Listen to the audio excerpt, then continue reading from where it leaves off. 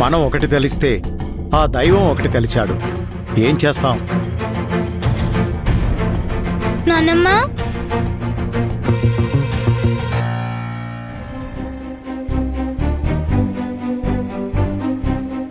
ఏంటి ఖుషి, హోంవర్క్లో ఏమైనా డౌట్స్ ఉన్నాయా? డౌట్స్ అడగడానికే వచ్చాను, కానీ నువ్వు తాతయ్య మాట్లాడుకుందంతా విన్నాను. అమ్మ గోపాల్ అంకుల్ని పెళ్లి చేసుకుంటుందా?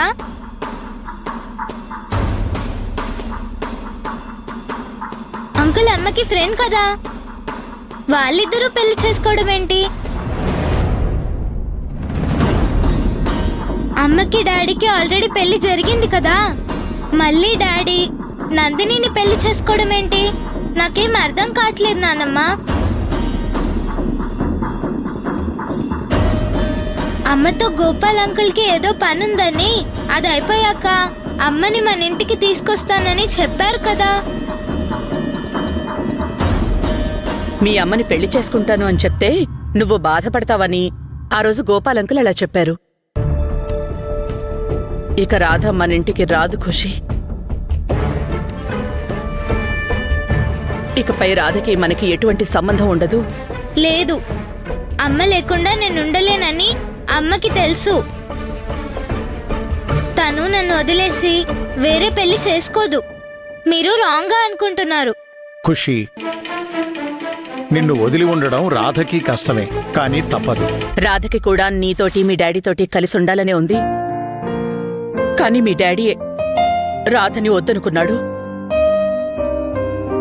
కాబట్టి రాధ వాళ్ళన్నయ్య దగ్గరికి వెళ్ళిపోయింది. అతను రాధకి వేరే పెళ్లి చేస్తున్నాడు. మీ మంజు పిన్ని వాళ్ళకి నిన్ను అప్పచెప్పాల్సి వస్తుందని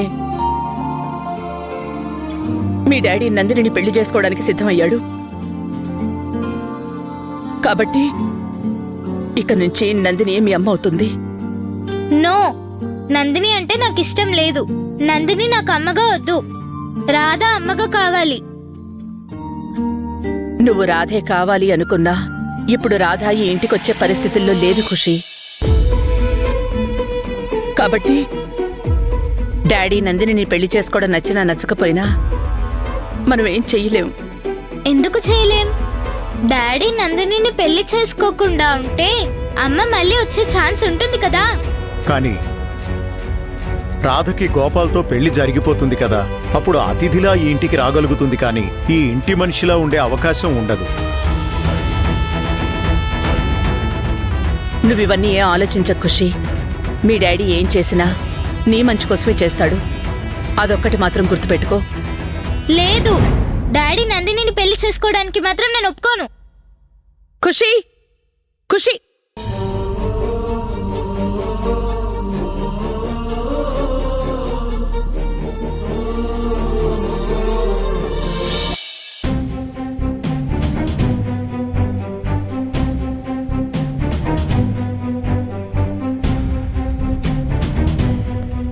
నువ్విక ఖుషి గురించి బాధపడాల్సిన అవసరం లేదమ్మా. శ్యామ్ గారు నందినిని పెళ్లి చేసుకుంటున్నారు. ఇక ఖుషికి అమ్మ అవసరం తీరినట్టే. నువ్వు నీ గురించి ఆలోచించుకో.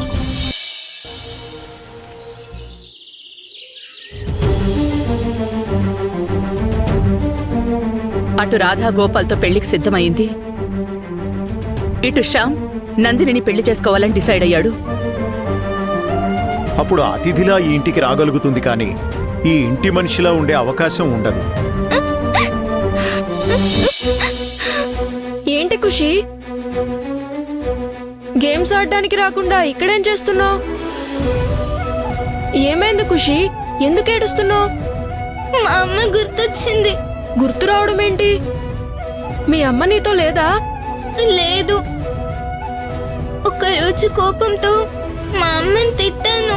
ఆ బాధతో మా అమ్మ ఇల్లు వదిలి వెళ్ళిపోయింది. అవునా? నేను సారీ చెప్పి మళ్ళీ ఇంటికి రమ్మంటే వస్తుంది అనుకున్నాను, కానీ మా అమ్మ రాలేదు. అందుకేనా కొద్ది రోజుల నుండి నిన్ను పిక్ చేసుకోవడానికి మీ అమ్మ కాకుండా వేరే వాళ్ళు వస్తున్నారు? మీ అమ్మకి నువ్వంటే చాలా ఇష్టం కదా, మరి నువ్వు పిలిస్తే ఎందుకు రావట్లేదు? నీకొక విషయం చెప్తాను, నువ్వెవ్వరికి చెప్పొద్దు.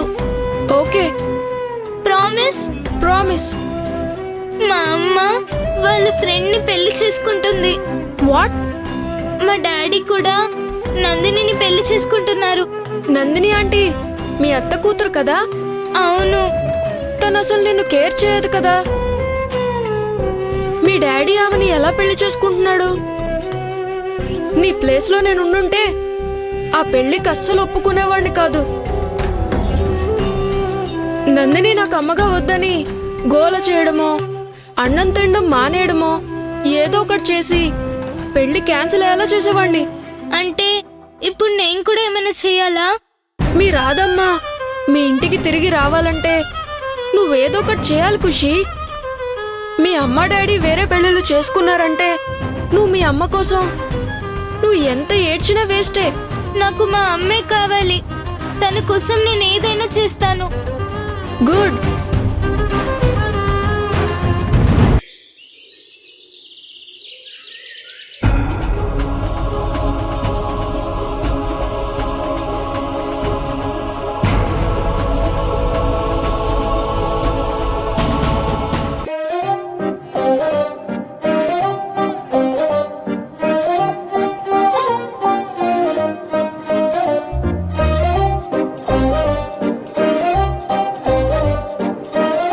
చీర బార్డర్ ఏదో బాగుంది కదా చూడు.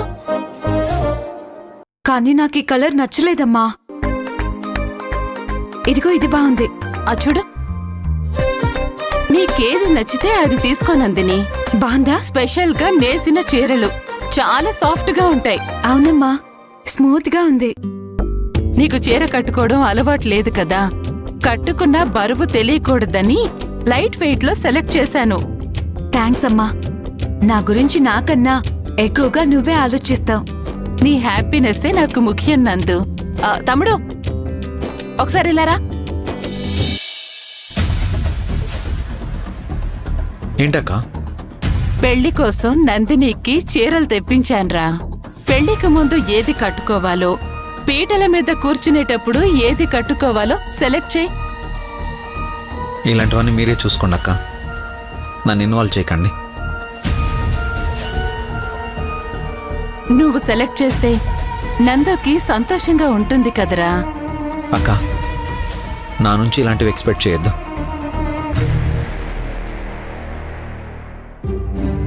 ఇప్పుడు నా మైండ్ సెట్ ఏంటో మీకు బాగా తెలుసు. ప్లీజ్ నన్ను వదిలేయండి.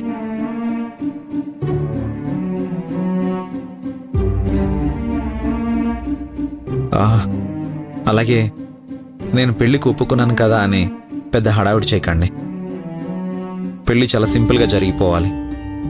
నీకు సింపుల్ గా చేసుకోవాలనే ఉండొచ్చు, కాని నా ఒక్కగానొక్క కూతురు పెళ్లి తూతూ మంత్రంలా కాకుండా పద్ధతిగా జరగాలని నాకు ఆశ ఉంటుంది కదరా. పైగా ఒకసారి అబద్ధపు పెళ్లి చేసుకున్నావు. అందరికీ రాధే నీ భార్య అని ప్రచారం అయ్యింది.